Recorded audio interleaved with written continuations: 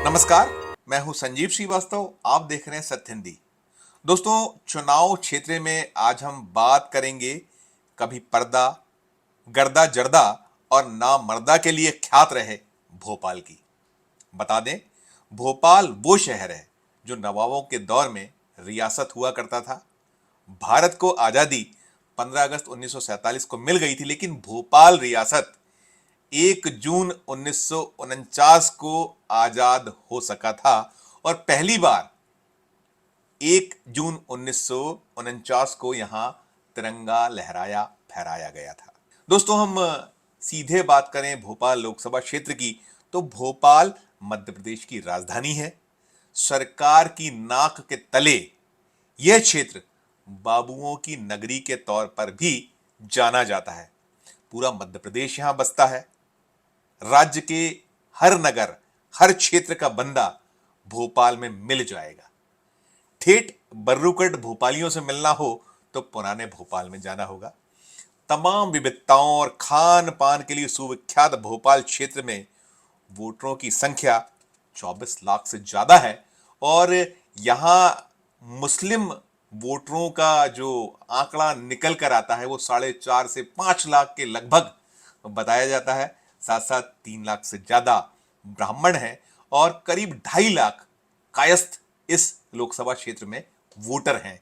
यही एक वजह है कि यहां चाहे वो सत्तारूढ़ दल बीजेपी हो, जो अभी चाहे केंद्र की सरकार में नुमाइंदगी करने वाली, या मध्य प्रदेश की जो सरकार है उसमें, वो और प्रतिपक्ष कांग्रेस, दोनों ही दल इस गणित को ध्यान में रखकर प्रत्याशी देते चले आए हैं।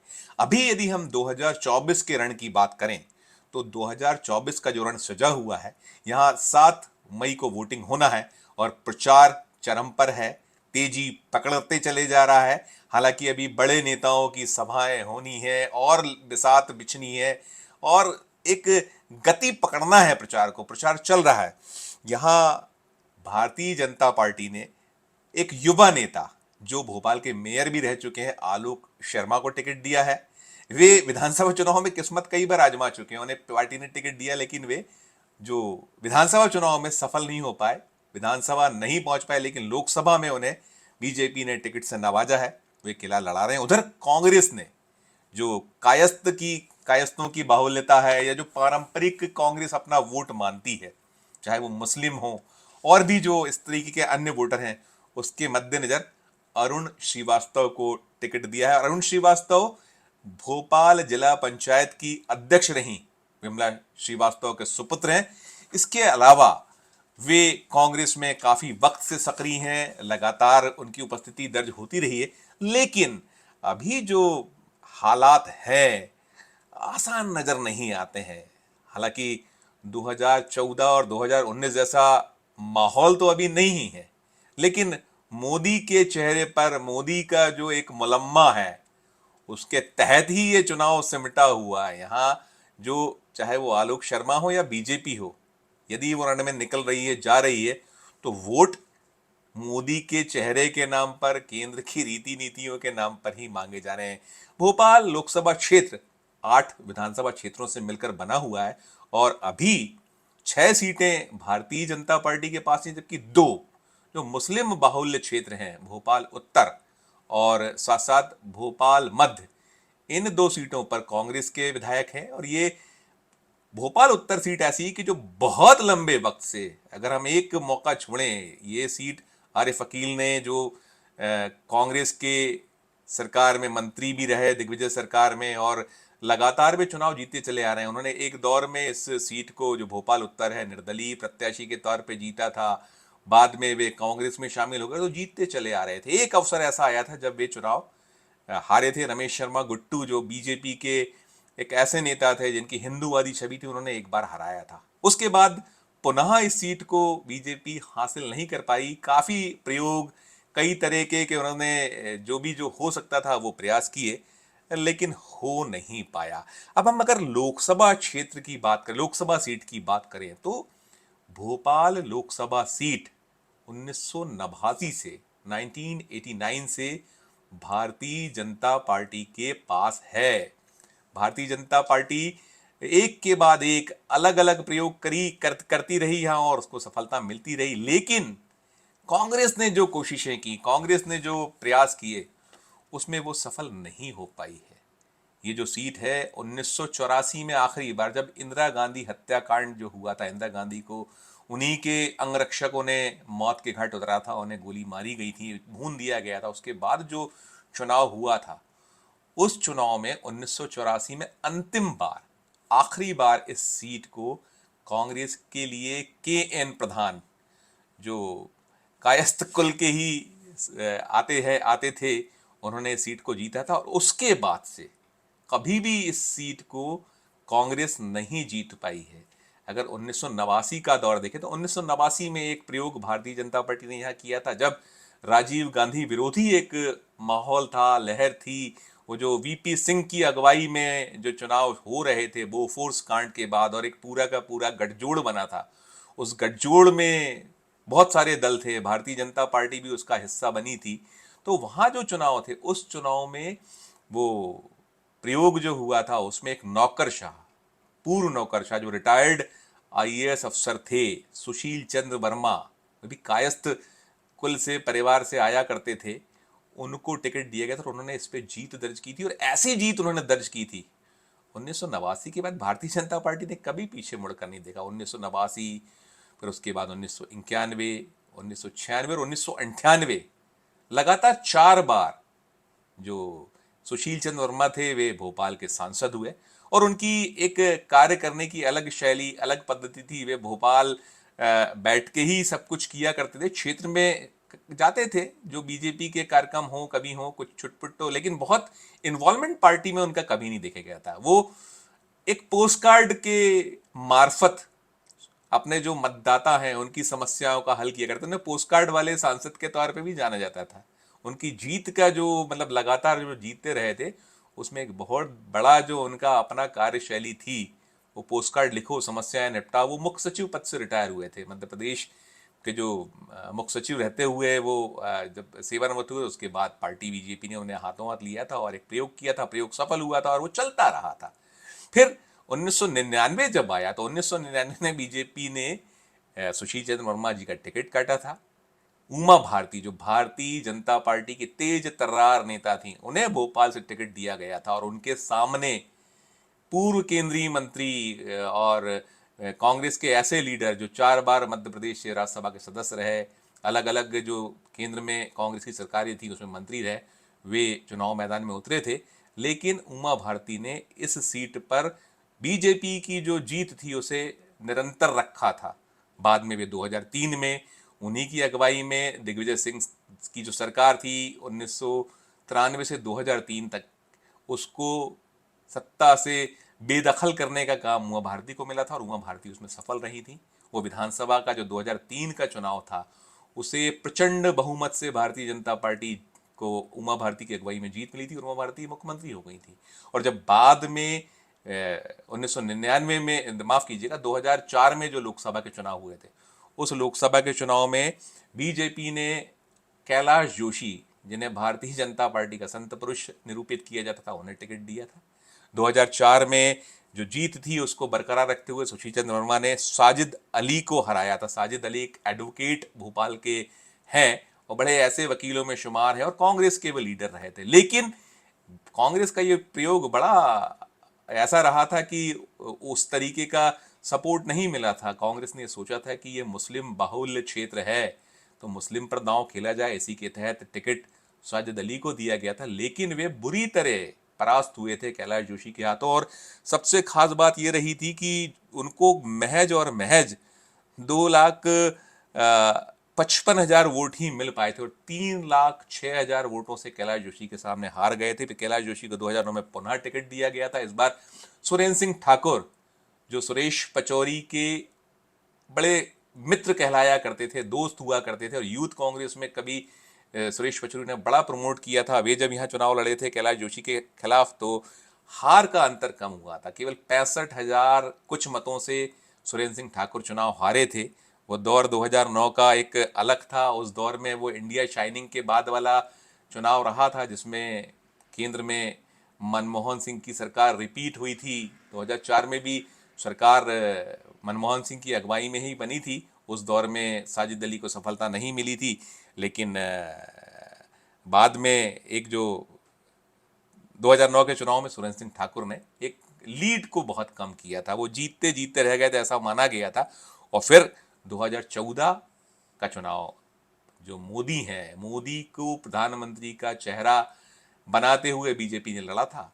यहाँ टिकट कैलाश जोशी के एक जो कहते हैं कि ककहरा सीखा, जिन्होंने उनके जो सुपुत्र हैं कैलाश जोशी के दीपक जोशी, उनके साथ के वे बड़े मित्र थे, उनको आलोक संजर को टिकट से नवाजा गया था बीजेपी द्वारा। वो पार्षद थे भोपाल नगर निगम में, सीधे सांसद का टिकट मिला था और उन्होंने भी एक जबरदस्त जीत 3,70,000 वोटों से जीत दर्ज की थी। और पीसी शर्मा एक ऐसा चेहरा भोपाल का है। ये भोपाल जो शहर है, मैंने जैसा बताया कि ये बाबुओं की नगरी है, यहाँ कर्मचारी बसते हैं और पूरा प्रदेश यहाँ समाहित होता है। हर तरह के लोग हैं, अलग अलग जातियों के लोग, अलग अलग क्षेत्रों के लोग। और उन्होंने पीसी शर्मा चूंकि एक ऐसा नाम, ऐसा चेहरा था जो बड़ा सहज उपलब्ध चेहरा, लेकिन वे भी उस आंधी में उड़ गए थे जो नरेंद्र मोदी को प्रधानमंत्री बनाने को लेकर जो एक हिंदुस्तान में लहर चलाई गई थी। वैसे भी भोपाल सीट सीधे सीधे ये जो सीट है, ये भारतीय जनता पार्टी की गढ़ के तौर में 89 के बाद से ख्यात है। वो 2014 का चुनाव, फिर 2019 का जब चुनाव हुआ तो 19 में कांग्रेस ने प्रयोग किया, पूर्व मुख्यमंत्री और कद्दावर नेता दिग्विजय सिंह को यहां से उतारा। उधर भारतीय जनता पार्टी ने साध्वी प्रज्ञा सिंह ठाकुर, एक ऐसा नाम था जिसे मालेगांव बम ब्लास्ट के आरोपी के तौर पर देश जानता था। आज भी उनके खिलाफ वो मामला मुकदमा कायम है, चल रहा है, हियरिंग चलती है। जो उस मामले में महाराष्ट्र की जो मुंबई की अदालत है वहाँ वो जाती हैं पेशियों पे। लेकिन जब चुनाव हुआ था तो वो जो लहर थी 2019 की, जो पुलवामा के बाद का जो चुनाव था, और प्रचंड बहुमत से भोपाल के लिए साध्वी प्रज्ञा सिंह ठाकुर एक बड़ा अननोन सा चेहरा थी, नहीं जानते थे लोग, यहाँ के वोटर नहीं जानते। लेकिन वो हिंदू लहर थी, या जो पुलवामा का जो एक आंधी थी और सब कुछ था, उसमें उन्होंने 3,64,000 वोटों से दिग्विजय सिंह को परास्त किया था।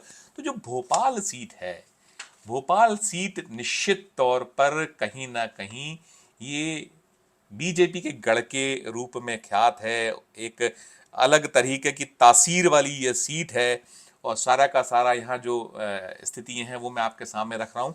लेकिन यहाँ एक बहुत खास बात यह है, 35 बरस हो गए हैं, 35 बरस में लगातार 4 बार 1989, 1991, 1996 और 1998 सुशील चंद्र वर्मा को भोपाल के वोटरों ने लोकसभा में प्रतिनिधित्व के तौर पर भेजा, अपना प्रतिनिधि बनाकर भेजा।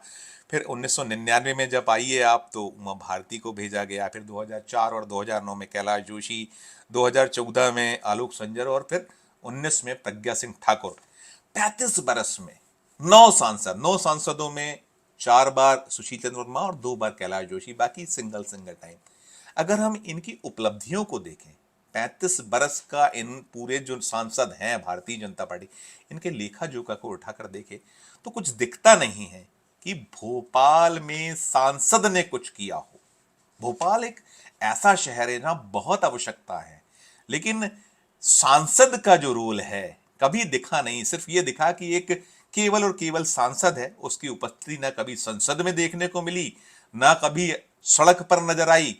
भले ही अगर हम उठाएं इतिहास को तो वो 1989 के दौर से लेकर और 2003 तक का दौर देखें तो पटवा जी की एक सरकार बीच में थी। फिर 2003 से अगर उठाएं, माफ कीजिएगा 1993 से उठाएं 2003 तक तो दिग्विजय सिंह 10 साल सत्ता में थे। लेकिन 2003 के बाद, अगर 2003 के बाद उठाएं तो 2003 के बाद से लगातार 20 बरस का जो दौर रहा है, 2024 तक का जो दौर है अभी तक का, और 2023 में अभी विधानसभा के चुनाव हुए, इन 20 सालों में मध्य प्रदेश में भारतीय जनता पार्टी ही अधिकांश समय सत्ता में रही है। केवल वो 15 महीने का कमलनाथ का कार्यकाल 2018 वाला जो सत्ता में आ पाए थे कमलनाथ, कांग्रेस को ला पाए थे अपनी अगुवाई में, उस दौर को छोड़कर पूरा लंबा कार्यकाल भारतीय जनता पार्टी का रहा। उमा भारती मुख्यमंत्री नहीं, बाबूलाल गौर मुख्यमंत्री रहे और सबसे ज्यादा वक्त तक शिवराज सिंह चौहान के हाथों में सत्ता रही। और उधर केंद्र में 2014 से अभी 2024 तक लगातार सरकार है, लेकिन भारतीय जनता पार्टी के सांसदों ने डबल इंजन होते हुए अपना खुद का कोई परफॉर्मेंस भोपाल को लेकर नहीं दिया है। हम बहुत खोजते हैं, बहुत ढूंढते हैं, सबको टटोलते हैं, तो कुछ भी ऐसा निकल कर नहीं आता है जिसको दर्ज किया जा सकता है कि भोपाल सांसद ने भोपाल को ये दिया है। लेकिन एक संयोग है, एक भाग्य है, एक दौर है, वोटों का ध्रुवीकरण है, जो भी आप मान लीजिए उसमें, कि इस सीट पर लगातार राज करने के बाद, कोई उपलब्धि ना होने के बाद, कांग्रेस कभी दिखती नहीं है कि वो वापसी कर रही है या वो जीतने की स्थिति में आ पा रही है। हार दर हार होती चली और कांग्रेस ने कभी सबक नहीं लिया। वोटर तो ठीक है कि वोटर भावनाओं में बह जाता है, उसको कोई विकल्प नहीं मिलता है तो वो नहीं देख पाता है। एक दौड़ है, एक अंधा सिलसिला है जो चल रहा है। लेकिन कांग्रेस ने इतना बड़ा 35 बरस का दौर जिसमें कोई उपलब्धि नहीं, कभी इस एंगल से भोपाल के वोटरों तक पहुंचने का काम ही नहीं किया। इसके अलावा संगठन ने भी कभी कोशिश नहीं की, वो प्रयोग करता रहा। कभी उसने नवाब पटौदी, जो भोपाल नवाब, अंतिम नवाब थे हमीदुल्ला साहब, उनके नवासे नवाब पटौदी पे दांव लगा दिया। तो कभी नवाब पटौदी के बाद उन्होंने भोपाल के बाहरी कैलाश कुंडल को भेज दिया कि कुछ एंगल देख के। कभी आरिफ बैग, जो कभी कांग्रेस को, डॉक्टर शंकर दयाल शर्मा एक नुमाइंदे होते थे भोपाल के, उनके बारे में बताऊंगा। आरिफ बैग ने उन्हें हराया था एक दौर में, उन पर दांव खेल दिया। तो कभी सुरेश पचौरी, कभी साजिद अली, कभी सुरेंद्र सिंह ठाकुर, कभी पीसी शर्मा, कभी दिग्विजय सिंह। ये दौर चलता रहा, सिलसिला चलता रहा। लेकिन इस क्षेत्र के वोटरों के बीच ये स्थापित करने की कोशिश कभी नहीं की। मैंने आपसे कहा, देखिए, आप भले ही केंद्र में आपकी सरकार हो, प्रदेश में आपकी सरकार हो, लेकिन सांसद का अपना खुद का भी तो कोई योगदान शहर के बारे में हो सकता है। भोपाल में भारी समस्याएं हैं, बहुत सारी दिक्कतें हैं। एक दौर था जब मध्य प्रदेश के मुख्यमंत्री पद पर अर्जुन सिंह काबीज होते थे और उन्हें गरीबों का मसीहा का तमगा मिला था और उन्हें झुग्गियों की एक फसल उगा दी थी, बिल्कुल फ्री फॉर ऑल कर दिया था। तो कहा जाता था कि मध्य प्रदेश तो झुग्गियों का शहर है, भोपाल तो झुग्गी झोपड़ियों का एक शहर है।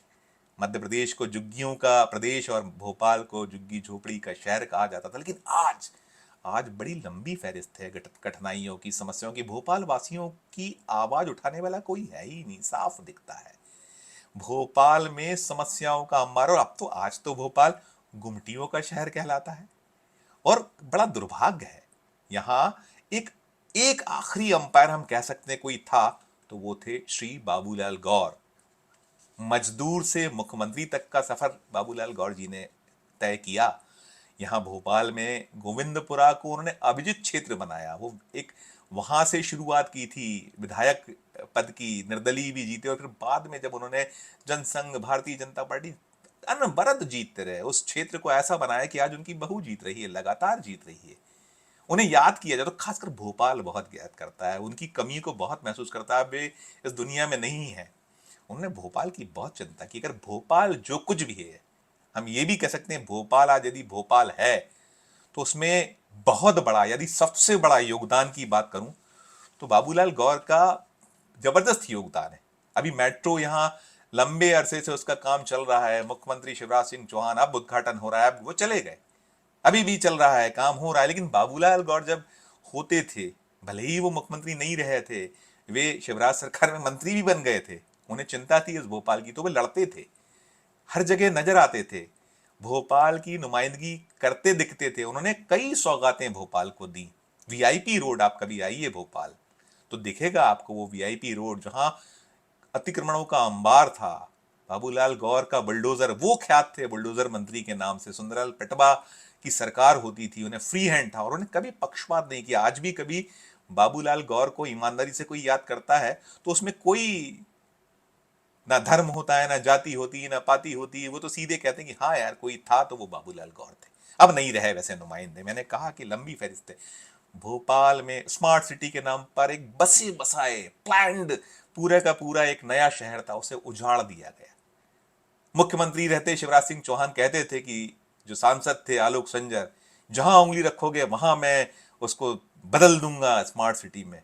स्मार्ट सिटी आप आके देखिए, दर्द होगा, दुख होगा। जो जनता की गाड़ी कमाई, करोड़ों रुपए बेतहाशा बर्बाद कर दिए गए, बहा दिए गए। कुछ नहीं नजर आता ठीक से। वो रोड के नाम पर, अटल जी के नाम पर एक सड़क को विकसित किया गया, क्या हाल है आप कभी देखिएगा उसको। खैर, फिर अगर आप यहाँ बीआरटीएस कॉरिडोर की बात करें, करोड़ों रुपए बीआरटीएस कॉरिडोर को लेकर खर्च किए गए। और बाद में उस जब मोहन यादव की सरकार आई, ये भी 2023 दिसंबर में आने के बाद, और अब तो 24 चल रहा है, उन्होंने तोड़ दिया उस कॉरिडोर को। करोड़ों रुपए बर्बाद हो गए, सैकड़ों करोड़।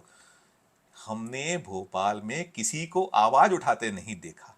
एक बार हमें कोई सांसद नजर नहीं आया, कुछ भी हो, अच्छा हो बुरा हो, और लड़ने वाला जो मादा कि अपनी सरकार के खिलाफ खड़ा हो जाए। हमने देखा एक बार आलोक संजर को, आलोक संजर जब सांसद नहीं रहे थे, उस दौर में हमने उन्हें एम्स के सामने धरना देते देखा कि वो सांसद जो भोपाल का सांसद रहा हो, नेता आलोक संजर, एक किसी की एडमिशन के लिए वहां उसको एक बेड दिलाने के लिए आलोक संजर को धरना देना पड़ा। कितना दुर्भाग्य आप कहेंगे। क्या आपने अपना खुद का एक नुमाइंदा रहते हुए क्या आपने अपना एक वजूद बनाया, ये भी था। अब अगर हम बात करें पुराने दौर की, बात करें पुराने सांसदों की बात करें, तो हम भोपाल में डॉक्टर शंकर दयाल शर्मा का नाम बहुत प्रमुखता से लिया जाएगा।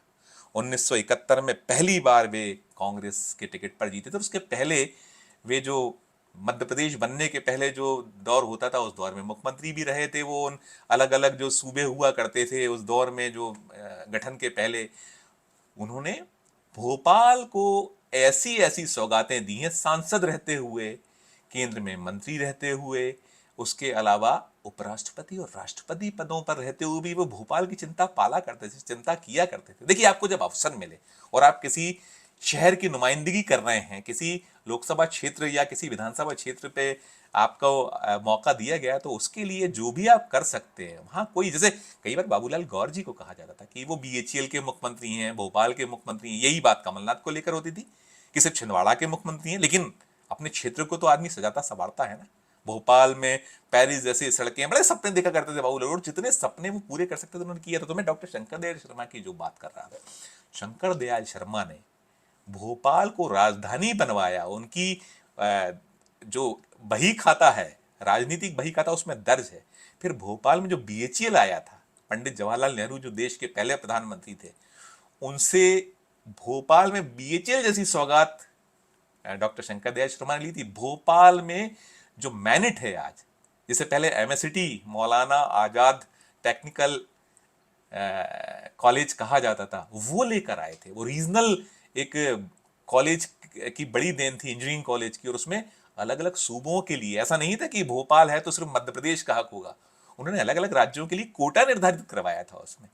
फिर उन्होंने और भी, यदि हम देखें तो गांधी मेडिकल कॉलेज यहाँ भोपाल लेकर आए थे उस दौर में। तो ये कहीं नजरिया होता है, सोच होता है नुमाइंदे का कि अपनी लकीर खुद बढ़ाए, स्थापित करे। आज भी भोपाल में पंडित खुशीलाल आयुर्वेदिक संस्थान एक है, वो बहुत प्रोमिनेंट है, मध्य प्रदेश के आयुर्वेदिक संस्थानों का बड़ा एक प्रमुख केंद्र है, और देश में शायद ऐसे केंद्र नहीं होंगे, कम होंगे। उसको लाने में, उसको स्थापित करवाने में पंडित शंकर दयाल शर्मा जी की भूमिका रही है। तो नुमाइंदों की जब हम बात करते हैं, तो नुमाइंदा तो ऐसा ही होता है। अभी भोपाल में जो कुछ चल रहा है, नुमाइंदे आते हैं, नुमाइंदे जाते हैं, और मुसलसल राज। आप मुसलसल करने के बाद आपका योगदान क्या है, आपको गिनाने के लिए क्या, पार्टी भी नहीं गिना सकती। भारतीय जनता पार्टी से उसके कलेजे पर हाथ रखवा के बोलिए कि क्या योगदान है, कोई गिनवा सकते हैं आप, है कोई योगदान? तो मुझे नहीं लगता कि कोई ऐसी बात बता पाएगा, छुटपुट कुछ भी करे। जैसे उमा भारती ने श्रेय लिया था कि हम एम्स लेके आए, लेकिन वो एम्स, मैंने भी उस एम्स के उद्घाटन को कवर किया था। सुषमा स्वराज केंद्रीय स्वास्थ्य मंत्री थी, भोपाल में उन्होंने उस केंद्र की आधारशिला रखी थी, और उन्होंने कहा था कि कांग्रेस ने 50 साल में एक एम्स दिया, हम 5 साल में 6 एम्स देंगे। उन्होंने अलग अलग राज्यों में, छत्तीसगढ़ भी था, मध्य प्रदेश था, और भी सूबे थे, वहां किया था। तो खैर, अपनी जो भी कोई श्रेय लेना चाहे ले ले, लेकिन कोई गिनाने के लिए ठोस रूप में 35 साल में भारतीय जनता पार्टी के पास कुछ नहीं है, और कांग्रेस ने उसने कभी भुनाने या उसे बताने का प्रयास नहीं किया। और यही वजह है कि कांग्रेस हार दर हार का सामना करी। अभी जो ताजा 2024 का जो हम चुनाव देखते हैं, उसमें ऊंट की करवट क्या होगी ये अभी भी दिखाई पड़ रहा है। बहुत कांग्रेस के लिए चांस होगा ऐसा दिखता नहीं है। लेकिन मैं अंत में यही कहूंगा कि भोपाल की तकदीर और तस्वीर में अपना कुछ योगदान देने वाला जो भी जीत कर आएगा, वो सांसद इस भूमिका का निर्वहन करेगा, तो बात जरूर बनेगी, उसकी लाइन बढ़ेगी, लिखा जाएगा उसका इतिहास। जैसे मैंने पंडित डॉक्टर शंकरदयाल शर्मा जी का एक जो आज भी उनको याद करते हैं, वैसा कुछ हो पाएगा। वरना फिर वही दुर्भाग्य होगा कि जीत मिलती रहेगी और आप आते रहेंगे, 5 साल बन के जाते रहेंगे और लंबा कार्यकाल ले लेंगे, लेकिन आपके खाते में शून्य शून्य और सिर्फ शून्य रहेगा। इस वीडियो में फिलहाल इतना ही। हम फिर किसी नए वीडियो के साथ आपके समक्ष उपस्थित होंगे, नए चुनाव क्षेत्र के बारे में आपको कुछ जानकारी देंगे। हमारी अपील कि हमारे इस वीडियो को अधिक से लोगों से शेयर करें, साथ साथ वीडियो के कमेंट बॉक्स में जाकर कमेंट जरूर करें कि ये वीडियो आपको कैसा लगा, और देखते रहें सत्य हिंदी। धन्यवाद, नमस्कार।